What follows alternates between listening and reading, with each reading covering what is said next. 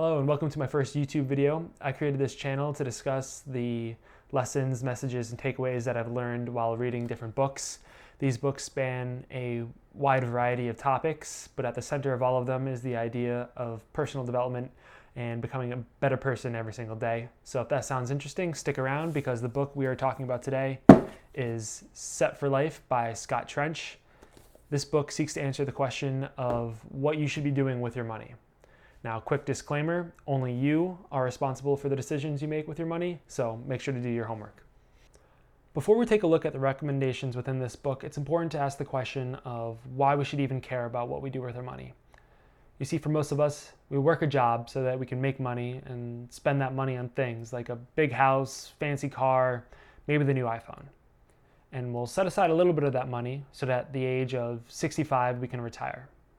Retirement is financial freedom. It's the ability to do whatever it is that you want because you are no longer tied down by a wage-paying job. Why is it that so many of us accept this social norm of working to buy things that don't bring us happiness, only to sacrifice and push back the years at which we can experience this freedom? This book suggests an alternative, that by purposefully living our lives and maintaining responsibility over our financial situation, we can achieve financial freedom at a much younger age. With this newfound freedom, we can dedicate our career and time to whatever it is that gives us a sense of meaning. So on the surface, this book may just seem to be talking about money, but it's a lot more than that. It's about the freedom that that money gives us. So let's dive in.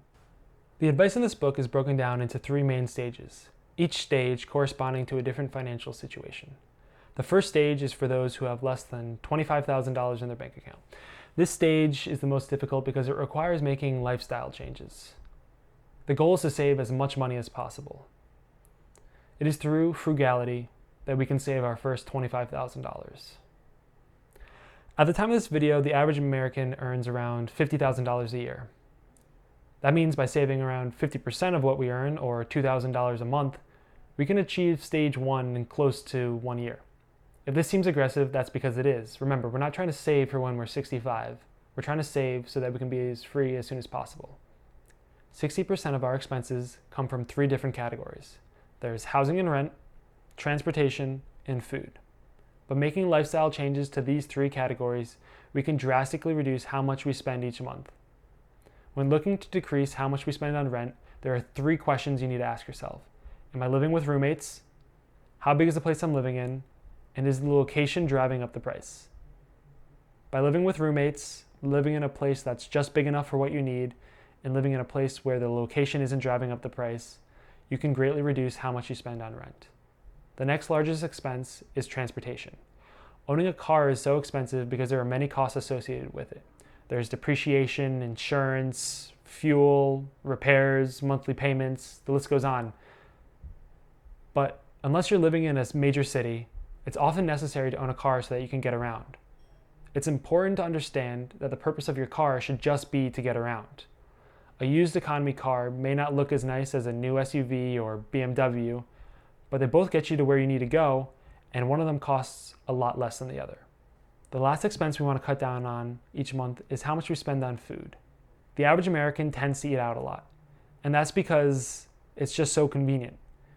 We don't want to get home after a late day of working and have to go grocery shopping, plan a meal, and then cook it. We just want food to be ready. But by getting in the habit of cooking your own food, not only will you be healthier, but you can easily cut your bill on food in half. Okay, so now that you're only spending around $2,000 a month, it's time to start putting that money you're saving to use. The first step you're going to want to do is create an emergency fund of around $2,000. This emergency fund is for any unexpected expenses that pop up, such as your car breaking down. Once you have your emergency fund set aside, it's time to start aggressively paying off any debts, starting with those with an interest rate above 10%. Once you've eliminated all your debts, you can now start building wealth. It's time to start saving until you have $25,000 in your bank account. This $25,000 serves as 1 year of financial freedom, and with that, you can move on to stage two. While it is possible to save our way to financial freedom, even aggressively saving at 50% can take anywhere from 10 to 15 years. This is still too long. We need to be constantly making changes to our lifestyle so that we can save more and earn more. One method to save more is through a technique called the house hack, where you buy a duplex. You live in one unit and you rent out the other unit. And then you use the rent that you're collecting from the other unit to then pay off your mortgage. You can live at a greatly reduced price and maybe even for free. Okay, so with our greatest expense cut down to nearly zero, it's time to start scaling our income so that we can earn more. And there are two main ways we can go about doing this. The first is through developing a highly sought after skill. These highly sought after skills are so in demand that they offer a higher than average salary and opportunities to continue to grow that salary. These are jobs such as coding, digital marketing, business analytics, web development. Whatever it is, just make sure you do your research to see if it's for you and if it actually interests you. If none of those are for you and you can't find any other high demand jobs that you can learn online, an alternative is to switch over to performance-based pay. Performance-based pay doesn't reward you on a pass-fail like a traditional job might. Instead, it depends entirely on how you perform, as the name might suggest. So one example would be sales. If you do the bare minimum, your salary is going to reflect that and be the bare minimum. However, if you're the best salesman in the industry, your salary is going to be the best in the industry. So performance-based pay is great because if you are an achiever and you are seeking to do the best, you will be rewarded for your efforts. The point of financial freedom is to start using this new freedom to take new opportunities. Before stage one, our debts may have kept us tied captive to a job we didn't like. But now that we have more freedom, we can start saying yes to new opportunities.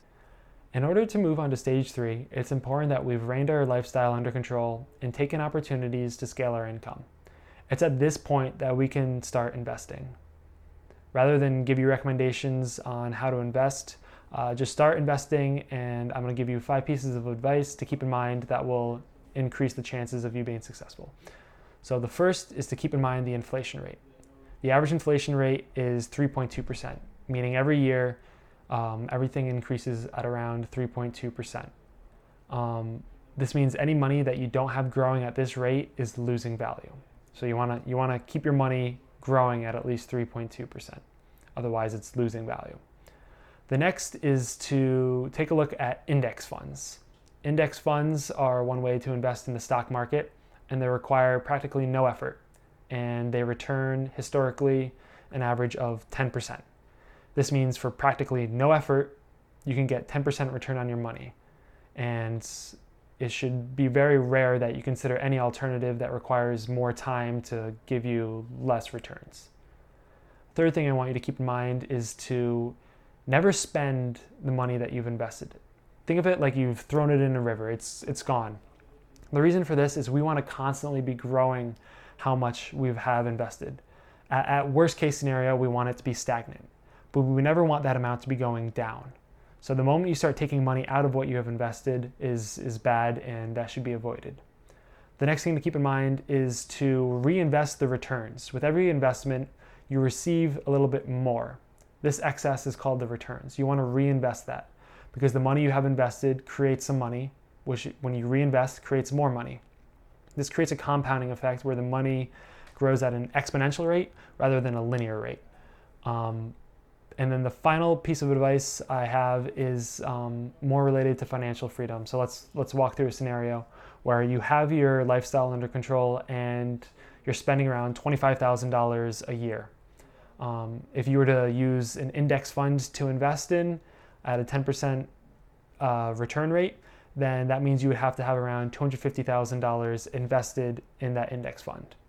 This means that every year you would receive around $250,000, which could then be used to cover your expenses. This is a super simple scenario with a lot that could go wrong, but this just goes to show how you need a lot less than you may think to achieve financial freedom.